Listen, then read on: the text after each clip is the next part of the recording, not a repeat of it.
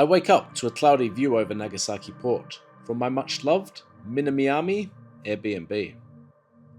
Early start today, and those street cats I love, they're nowhere in sight. Looks like I've dodged a tough goodbye. Thoughts of yesterday's champon and sara udon swell through my mind as I roll my foldy towards Nagasaki station. Not sure why I keep filming myself folding this thing, but I could probably do it blindfolded by now.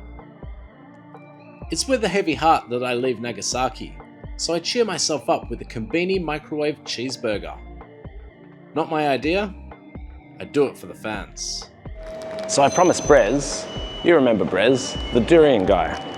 I promised him that I would eat my favorite guilty pleasure, which is kind of like drunk food from a convenience store in Japan. A nice, filthy, microwaved double cheeseburger. What I normally tend to eat, dried squid, love this stuff, and just some veg with a dip. So they're both really good, but ignore them for now. We're going filthy. So yeah, I've only ever eaten one of these drunk before. Have a look at that. Filthy cheeseburger. A little bit of tomato sauce in there. So Brez, just for you. I've never done this soba before. Is it delicious? It's not delicious. There's no durian, but it's got a little bit going on. You know, it's basic cheeseburger. If a McDonald's double cheeseburger was an A, I'd give this probably a C. But you know, it's calories. I did just hit some pickle. It's actually mustard at the top. There's some tomato sauce. Of course, those thin bits of cheese, 2 beef patties. What more could you want? I know what more you could want. To catch your train before it leaves. Gotta go. The train from Nagasaki to Arita is a stunner. Hugging the east side of Omura Bay, you can barely make out the other side. Water meets sky in hues of dull blue. At one stop, I spot this wild building, out of place with its 17th century Dutch aesthetic. It's part of Huis ten Bosch, a Dutch-themed amusement park. I was not expecting that. A golden drip, a switch of trains, a quick montage, and I'm in Arita. Right, time to ride. From Arita, I set out north. So I rented this foldy, and with a bag, you can just chuck it onto a train. So you can carry it onto a train with you, which is what I've been doing. And then I've been curating my stops. So if I'm in a town and I want to go to the next place, of course I'd like to cycle between them, but sometimes that's not practical because it's so mountainous around here. And this, I can do 9 or 10 degree slopes with this bike, but 10 degrees is a lot of hard work.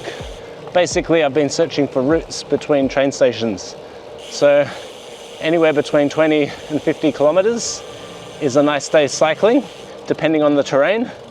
My average day would just be catch a train somewhere, do a bike ride, do 3-4 hour bike ride, end at another station, jump on the train and head to the place where I plan to sleep. But mainly it's all about this ride, and I'm going through this town now. Don't know what it is. Just got Google Maps guiding me, and it is absolutely stunning. So on Google Maps, I'm using the walking route, not the driving route, and that just has a tendency to take me away from the main roads. Just riding through little towns, and it's just an absolute pleasure. I'm not trying to win any prizes, I'm just trying to have a good time, and I can really curate my experience by doing this, by catching the trains and by taking on bikes. Here, have a look at this. It's just beautiful Kyushu countryside as far as the eye can see. I'm ready to put down some kilometers, but instead of heading straight to Imari, I bypass the town and cycle up a mountain instead, all the way to Okawachiyama village. It's pretty brutal, kilometers of steep climbs. Relentless. I'm too busy hating life to film much up here, but the destination? I think it might be worth it. Okawachiyama is this tiny pottery village tucked in the mountains, with a cute river running through. If a pottery village doesn't sound like your idea of a good time, I hear ya. And yet, this place I love it. Along the river, a bunch of old school wood-fired kilns are set up and waiting. It's like stepping back in time. Local artisans keeping the craft alive. Okawachiyama? It really is a stunning place. The ride back downhill to Imari, it's a breeze. All gravity and no pedal. My reward awaiting me at an Imari Teppan steakhouse. Taka, time to get your steak on. So I've just cycled to Imari. I was passing this restaurant, it's called It's a Showtime, and it's a steak restaurant, and I've come in for some Imari beef, the famous Imari beef. Not as famous as Kobe, of course, but I'm thinking it's going to be good. It's A4 Wagyu, it's regional, it's from this exact region, and they're very proud of it around here.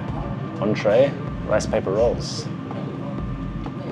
Really delicious beef flavor with beetroot, got balsamic glaze, and can I do this here? Balsamic glaze and a Dijonaise. So I'm going to hit that balsamic and Dijon. So succulent and sweet, that meat. It's got a natural sweetness about it.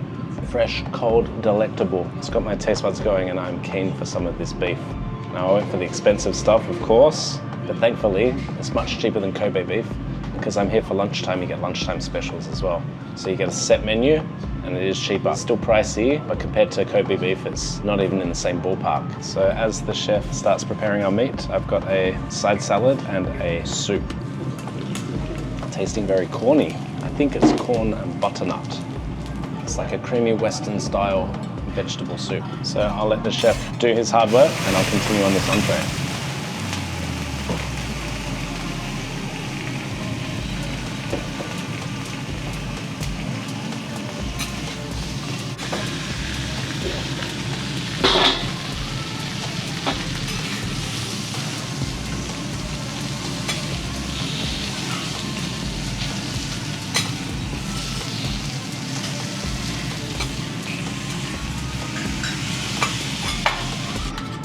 So Imari beef, although I bought the most expensive cut, I also bought the cheapest, and this is the cheapest. So I'm going to try it with the lemon sauce.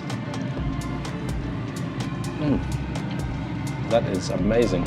So possibly this is the expensive cut. It's melting in my mouth like it is, but yet to be determined. I'll let you know soon. So I'll put some of that wasabi powder on here. That is buttery beef. That is so good. So I would normally eat my steak medium rare, but the chef recommends medium, so medium it is, and it does taste like it's cooked to perfection. So I'll try this onion sauce now. Oh, that is just divine. My favorite is probably the wasabi powder. Arigatou gozaimasu. All right, let's try the second cut. Try to figure out which is more expensive. That is delicious too. Really moist, really buttery, but I'm thinking this is the good stuff. Interestingly, he's put white pepper on my plate. And yeah, if you just ordered this, you would be very happy. There's just a slight toughness to it, slightly chewy, only slightly, but leads me to the differentiation between the two dishes. And I do love this lemon sauce as well. All right, one more piece of the good stuff. It's Imari, A4 Wagyu in Imari. Bike touring can be absolutely delicious. So the steak's all gone, and I've had a little bit of time to reflect, comparing it to my Kobe beef experience. And that was very good, but it was very expensive. Side-by-side comparison, there's really not a lot in it. What I can say for certain is that this was definitely better than my microwave double cheeseburger this morning. Yeah, so if I had to choose Kobe beef or this, I think I would choose this because it's just better value and it's pretty much as good, I've got to say. And comes with a lovely cup of tea. Delightful.